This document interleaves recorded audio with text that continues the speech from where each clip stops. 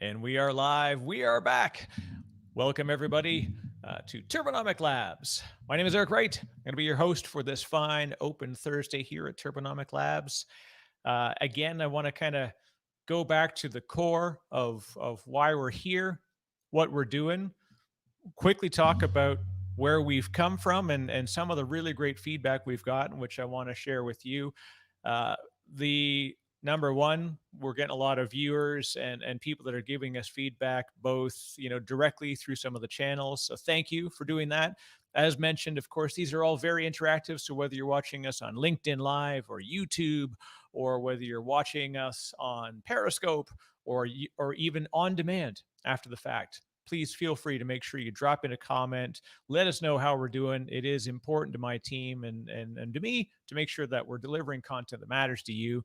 And during the live sessions, these are actually every channel that you're coming in, it actually goes to our live chat. So it's always nice when people are popping in a comment. Just say hi. And with that, we'll talk about Turbonomic Labs.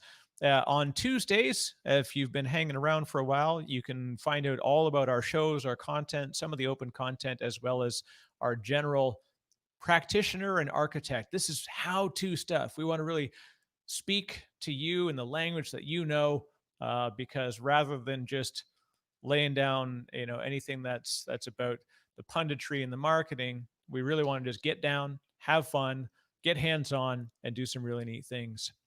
So Turbonomic Tuesdays feature Turbonomic specific content, which would be anything about Turbonomic, Sev1, Park My Cloud, all of the Turbonomic family, as well as our partners like AWS and Microsoft and IBM, Red Hat, like all our amazing partner ecosystems and OEM partners as well, if you didn't already know.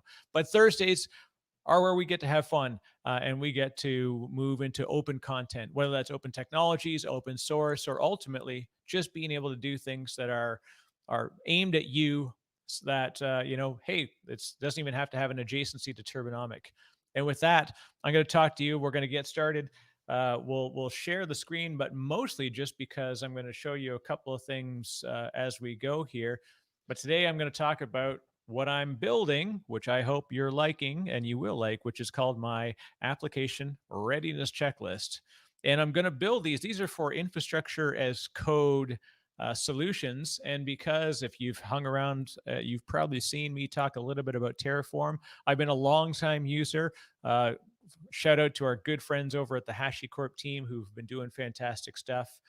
So between what I've done in the industry and also working with folks here at Turbo, really, really cool that as we develop new patterns and understand how to use things like infrastructure as code, then it's really, really cool that we can share these learnings.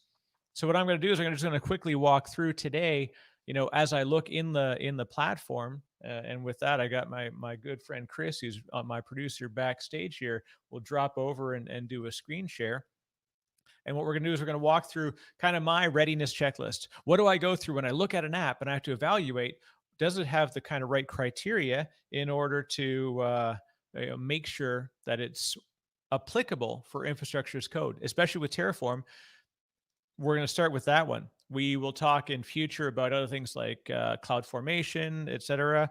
But the big thing is there are certain patterns that you're going to notice that are different when it comes to using Terraform and lifecycle.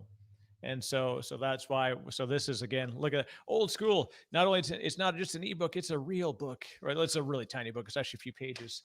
But as we whip over here, I'm going to show you two pieces. Number one, that this is something, like I said, I'm actually working on live, because through our Couch to Cloud Native series, we've got a lot of people that are like, hey, this is cool. I noticed you're using Terraform. How do you make sure you build towards that? So the goal of this is just to create a truly kind of check off checklist, and you can use it as a health check. And the first thing I wanted to talk about is this idea that I have to start it as in my mind, as a top down. So understanding where the applications are, because from an ops perspective, being able to use Terraform to be able to stand up my infrastructure and service that and provide it as a service to my developers and my business owners, making sure that they are getting what they need. I also have to map to their deployment patterns and their operational patterns. And one of the biggest things that I found is as I go more and more out to the market and I talk to people, as you may know, and use this wisely, right? So I'm going to tell you right now, like I'm not going to quote pricing. I'm not going to talk about deep features inside the editions because this is kind of a point in time. So here we are, we're recording this live. It's September 17th, 2020, and today there are three editions of Terraform that are available. Number one, that's been the most long available, and it's what actually was the inception of the platform. It's the open source CLI. Why is that really cool? Very simple. It is completely free. I'm a big fan of free. It's open source because a lot of people, it's got a really broad ecosystem. So a lot of people are contributing back, and we're seeing tons and tons of updates. So today, I think we are in the 12x. So it's like 0.12 whatever. I can't remember the exact version. So that again will move if you watch this on demand, you're watching it on repeat, then it may be 13 by the time you actually get it. So Terraform, open source, really cool, free. However, the trade-off is there's no collaboration. So if you want to use it, that means that you effectively are the only owner of the code base, the state. And I think state is the most important thing because when I stand up new infrastructure, the state of that infrastructure, part of this continuous ongoing configuration management and infrastructure as code is that it's not just the initial deployment. That's a script. But the way that Terraform in particular does it, it does the deployment and then it knows the state of all of the resources that you define. And if you've defined those resources and then they change and move and do different things, the state will become different. So if I then reapply my configuration, it will bring it back to the the state in which I want it to be.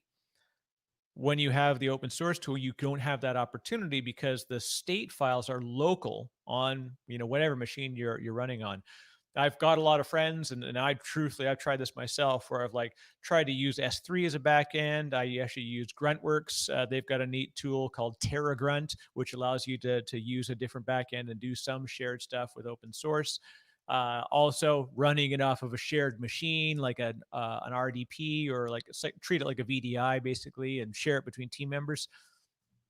But in the end, HashiCorp made my life easy and they solved this problem because then they introduced the middle tier, which was this Terraform Cloud. So Terraform Enterprise, I'll go to the bottom of the stack here, or rather the top of the feature stack. It's a commercial product. It has a per user per year license. I think it might even be per month, but they generally bill for a year. And so there is a commercial cost to taking that on. However, it's got a ton of features, shared state management, better integrations with backends.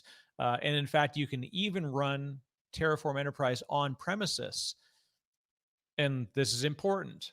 If you're just managing cloud infrastructure or cloud accessible virtualization, then you can use Terraform Enterprise in the cloud only. So you don't have to worry about anything. It's just completely owned and managed for you. You treat it, it's a SaaS. The downside to that, of course, is what if I run vCenter or Hyper-V, if I'm running SCVMM on premises? Well, how do I make sure I'm linking that back? So that's one of the challenges, was that you have to run Terraform Enterprise in an on-premises design, which can be done with only the enterprise product allows you to do that. So if you need to instrument and operate infrastructure as code with Terraform on premises and it's not cloud accessible, you got to go the enterprise route. But right in the middle, we had this really neat thing, which suddenly became, I guess it's about a year and a half probably at this point, that they've offered something called Terraform Cloud. So it's like enterprise light in a sense, that you can use shared state management. You can use collaboration. You can back it with version control systems so that it uses centralized code storage, centralized state, centralized authentication, and even has a secret management of a sort of lightweight secret management platform inside it. So that's really cool. And it's free for a limited set of users. I don't honestly know what the user count is or what the limit is, but it's free to try. So you can choose to take it on, give it a whirl, and in fact, right now, if I look here, I've got this is my enterprise version, and if I were to open up my Terraform cloud, it's going to look surprisingly like it. There's only a couple of minor features, which when you explore them, it will say, hey, you need to buy Terraform Enterprise for that one. So the sweet spot that you're going to find yourself usually landing, and they actually just added a bunch of new features to it as well, is this Terraform cloud. I would probably see that most of the organizations that I've talked to, they tend to move the enterprise route because you get support. You also get to bring that back and manage on-prem infrastructure, which is a huge boon.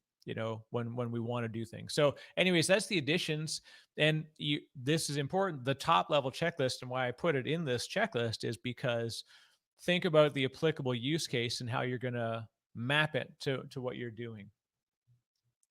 Okay, so now I'm actually going to dig into, you know, there's two sides to the checklist that I want to cover. Now, number one is that you want to have an understanding that there's top down. So you have to think as the application. So the application has its own life cycle.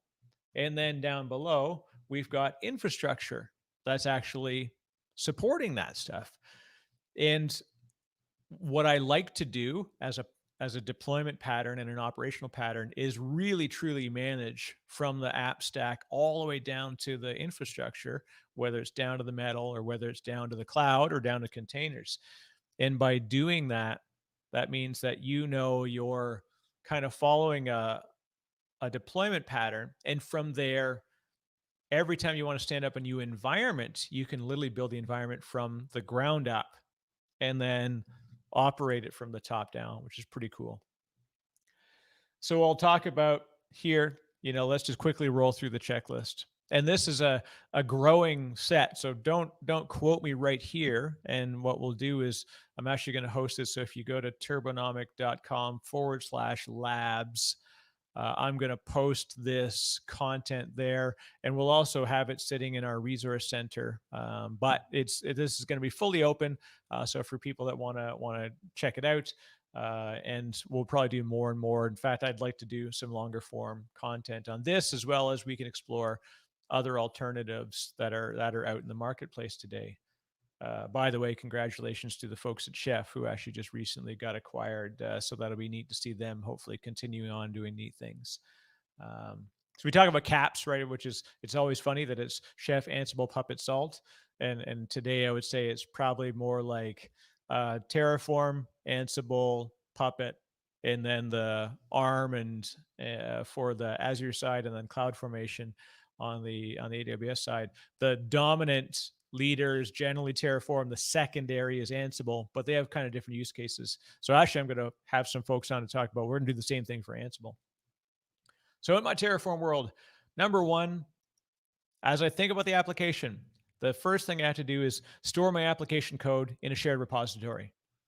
By doing this, that means that I'm number one, storing it centrally. Also, the second piece is use SSH access. So whether this is GitHub or GitLab, and if you go into your configuration, when you create your workspace, you choose whether it's what kind of workflow you're going to follow. I'm going to use a version control workflow. I'll snap in and grab. I've already got a connection to GitHub.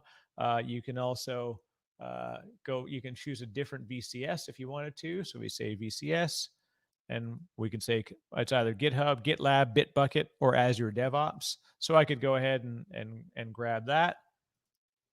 But in this case, let's just snap into one that's already there. It's going to go through, look for the right one for me. And oh, there you go. So I've got a lot of them in here. Oops. I'll grab one that's already. We've got a Terraform and Ansible pairing. So I create the workspace. It's going to use that as the source. So that's it, right? So I've got my central code so that when I go into my GitHub and I manage my application configuration, that's going to be done inside GitHub or GitLab or Azure DevOps. And the reason is because I really want this to be collaborative amongst my team. And secondly, we want to be collaborative amongst your application owners. So typically we'll tell them to say, hey, make sure that this is where you store things. And we're also going to have a key. And so we'll create SSH keys. And, I'll grab another example because I may have one that's already live, is being able to take this and then I can actually put in access keys inside here. I can put different key names inside the secret management. We'll get to that in a second. But using the key means that it's programmatic. I don't need to have a user password, so nothing's going out in the clear, because you don't necessarily want to be having to dealing with running a script, encoding as base64, sending it across the wire. If I use SSH, then I know it's always a secure channel. And also it means that I just kill that key or update that key so I can create a rolling flow for secret management. But at the very least, just get that code in there. Next is choose a collaborative process. My ops team, that when I ran a couple different teams and was a part of large organizations, is that I always like to say, like, let's take our sort of two pizza group, our small group, and collaborate with a toolkit, whether that's GitHub or typically that's the most popular one. So I would run GitHub. You can use private repositories for your own safety, or it can use public, or you can use GitLab. So use a process, but it's more than just the tooling, it's the process, saying that I'm going to use this to be able to post issues. If I have questions about it, I'm going to use that workflow. So the next piece is build your processes so that you communicate and collaborate in a way that can be done ultimately that will lead you towards tools that support it. But the first thing begins that it has to map to your communication strategy. Storing your secrets in environment or a secure vault. Now I showed you this in the actual UI, that I can add a variable here. I can make it sensitive, so I can actually store sensitive information in here.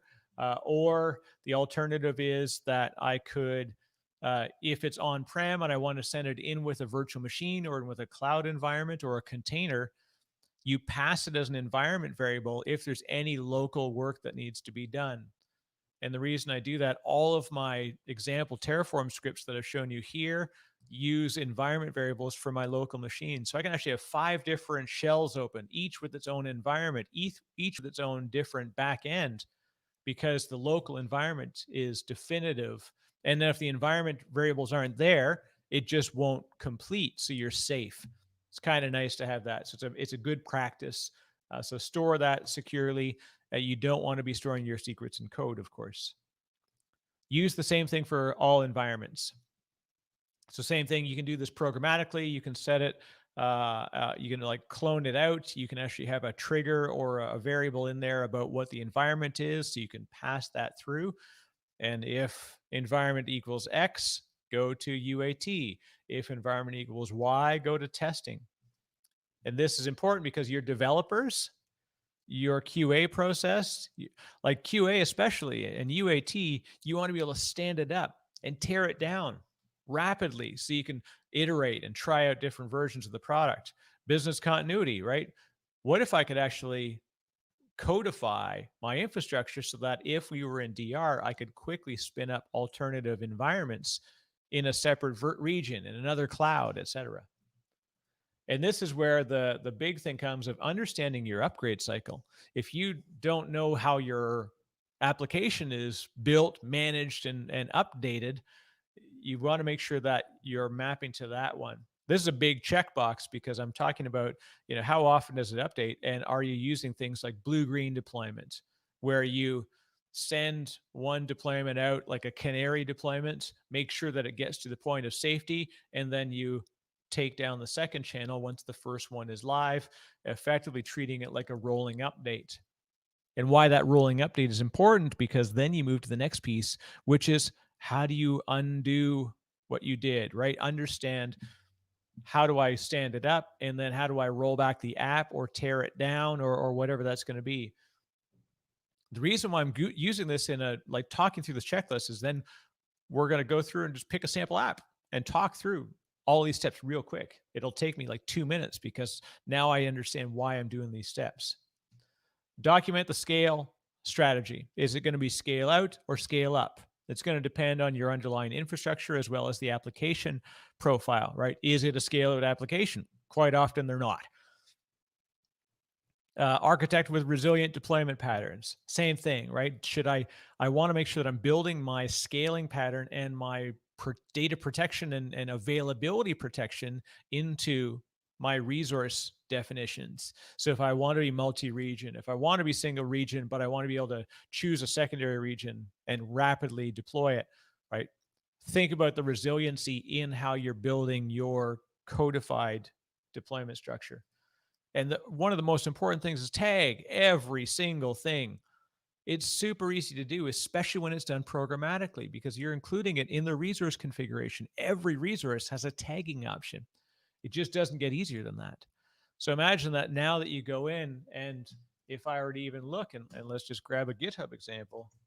I go to my GitHub, and I'll grab I'll grab one here. I'll grab my demo, take a look at it, and there we go. So here's the example, right? So every single resource, I'm going to say, number one, it's Terraform, whether it's provisioned for a particular project. In this case here, I'm actually going to I'm going to optimize this because it's interacting with Turbonomic in this case. So, is it who the customer is, who the owner of the app is, what environment it is? That's all going to sit inside tags so that you can immediately go through and identify. So the region can be sent as a variable. The VP ID can, same thing. All of this can be defined in variables. So it's completely dynamic, which is cool. So by tagging everything, that you can now go back and find it. So you could say, like, show me everything that is tagged as, provisioned by Terraform. So your application code, how does that flow and that life cycle go? Remember that long running code will operate a little differently in kind of how it runs and how you manage it and deploy and redeploy.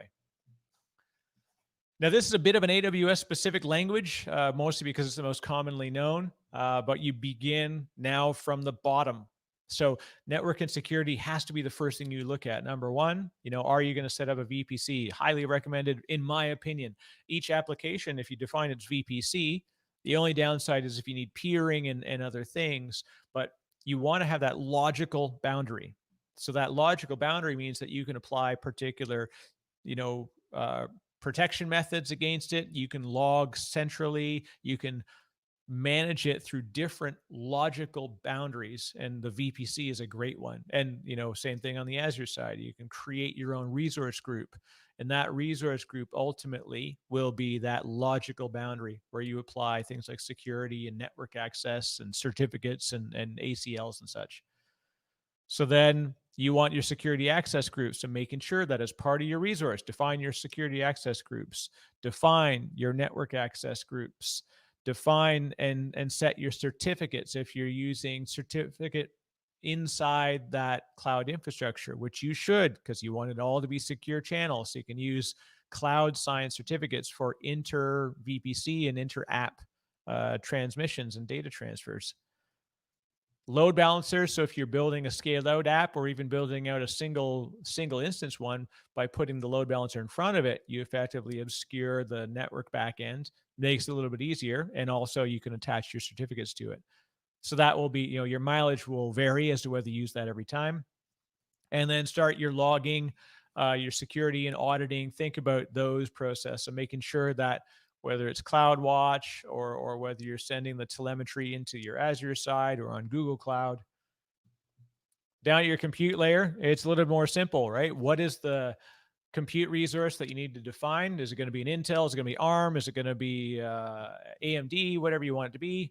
I want to define those compute resources. What is the size of the instance or the virtual machine that you're using? So using that instance definition and ultimately the instance type. So both the size and the family or the SKU that it sits in come on, back to Turbo Tuesdays, and you can hear Jacob Ben David. He'll talk to you about how this is an important definition, not just at the start, but at ongoing. So we do some neat things around that one.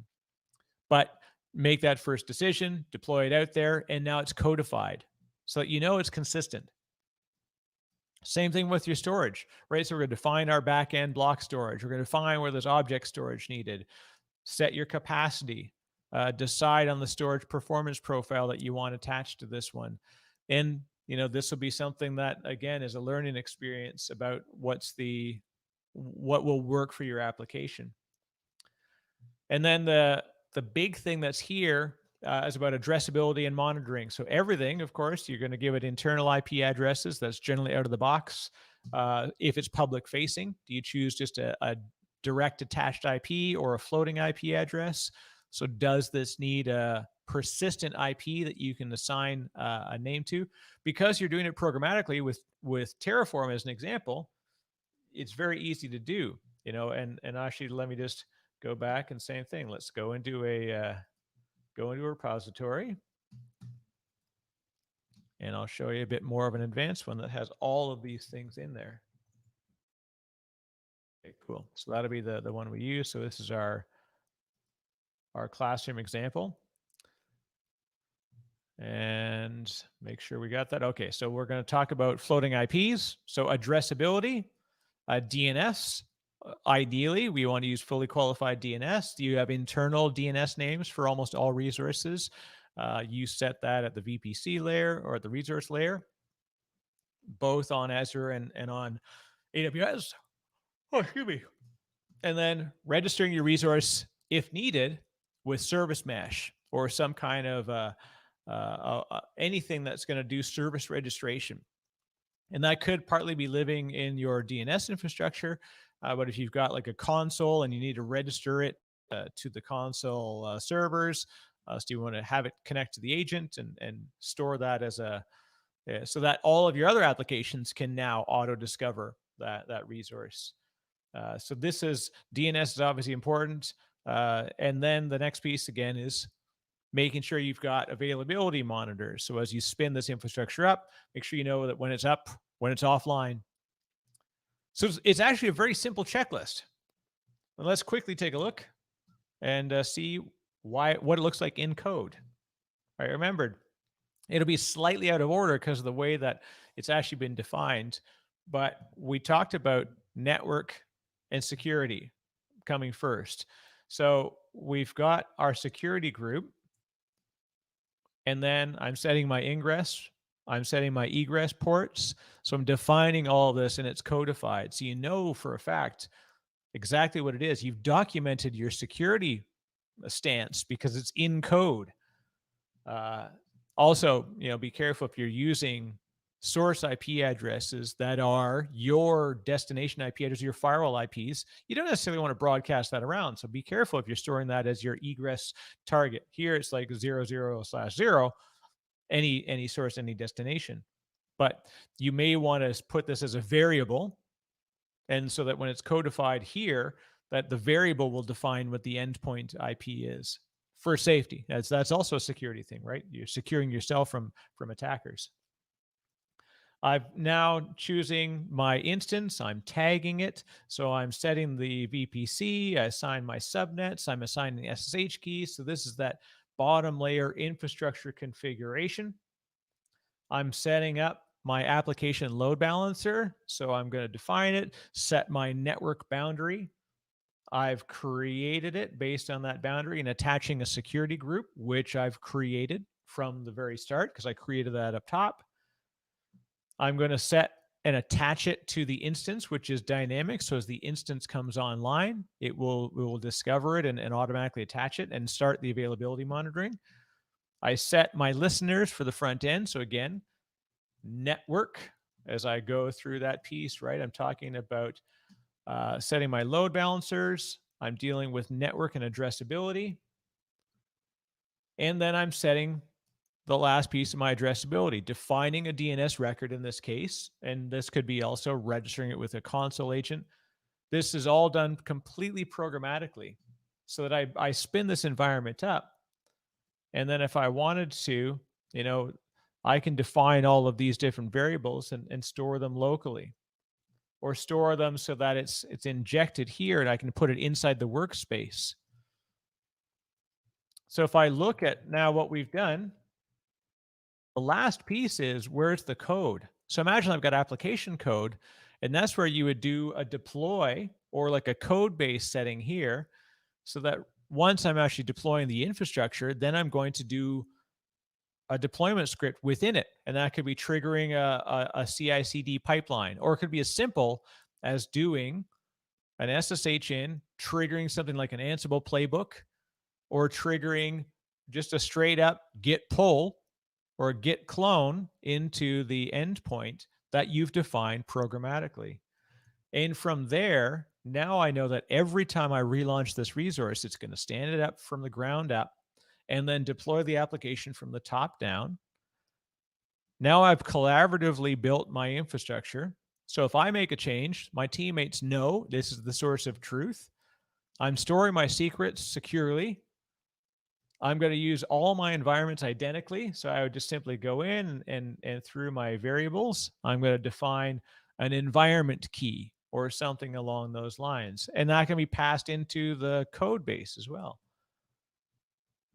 And then depending on my upgrade cycle, each application will be kind of different in what it will do. But this is the "Are you ready?" checklist. And it's just that easy. So now when I look at rollbacks, well, what happens? Let's say I'm actually doing a git clone to actually grab the code. Well, how do I actually roll it back? Do I send a version number in my deployment? That's where you have to, as you look at the steps, say, what would I do if I had to codify and script out this process? Because right now you go right click, choose the repository and you clone it. Imagine that you needed to put that into code. And this is where we as architects and builders and ops teams and app ops folks, we need to imagine that we aren't around when this code goes out. And how do you make sure that that not just how it goes when it goes perfectly, but how does it work when it goes wrong? And by using this checklist, you say to yourself, well, how do I test a rollback? The fact that you've asked, how do I do it, means that you have to deal with it. You could just say, deploy the whole thing from the ground up again. That's fine. It literally takes like 3 minutes to deploy that infrastructure that I showed you. And then the scale out pattern, same thing. I could define the number of instances. I think I had another one which I was using, and boy, oh boy, where's kind of my more, yeah, I've got a good demo here. Oh, goodness gracious. I've got, sorry, I'm missing my code base that I had. But looking at different code bases, you can actually go into, and let's find a repository here. Aha, here's my mini lab. So under this configuration, looks familiar, right? Becomes repeatable. And I'm saying the count equals node count. And then what I'm going to do from there is inside my Terraform configuration, I set the node count. And by setting the node count, then it's completely dynamic. If I need to scale out, I just update an environment variable, and then it's done. In fact, actually, let's just quickly, while we're talking about this, I'll show it to you what it looks like. This is the fun part when you have a lot of different usernames.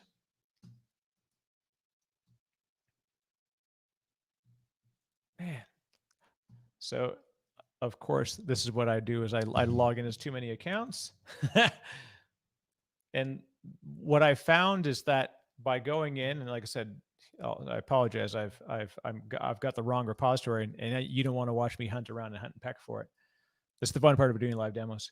Now what I'm doing is I'm setting this node count, choosing my AMI, choosing my instance size. So literally every single step of the way is being managed in code.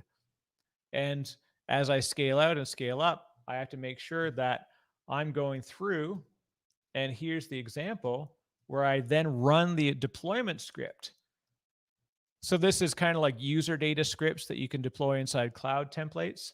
I'm going to go through, I'm doing the pull, grabbing console, grabbing Nomad, registering it with installing Ansible so I can do local configurations. So now I've got my app install, I've got my infrastructure build, and I say, how does it scale? That one scales out. Perfect, right? Is it resilient? Well, I've set the minimum at 3, right? So you can do that. Is it tagged? Yes, please. Tagged everywhere.